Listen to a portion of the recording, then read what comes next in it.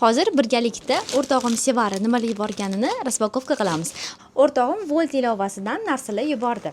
Eksponenta firmasining kefirlari, vkusli ekan. Chernika, земляника, har xil vkusli yogurtli ekan. Keyingisi mana shunaqangi dvoyka.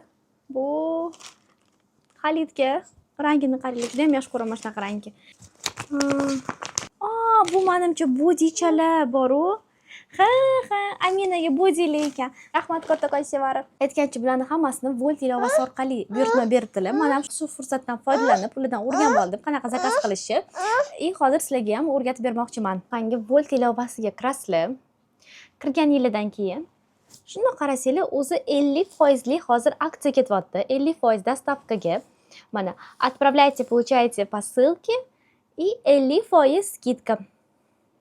Demak, chekramiz. 3 tasidan bittasini tanlaysizlar. Tak. Men odatda devishniklarga kerak bo'ladigan narsalar shu fotolarni yuboraman через доставку. И o'shaning uchun malinkini tanlaymiz, mana. Razmerlarigacha bor. Keyin daliyani tanlaysizlar. O'zingizlarning adresinglarni kiritasizlar. Adres kiritgandan keyin yana daliyani bosasizlar. Tak, telefon nomerimni kiritasizlar, sizlar bilan bog'lanish uchun. Mana adres dostavkaga yubormoqchi bo'lgan adresni yozib, kutasizlar. Uylargacha kuryer chiqib olib chiqib ketadi. Boshqa dostavkalarga nisbatan ancha arzonroq.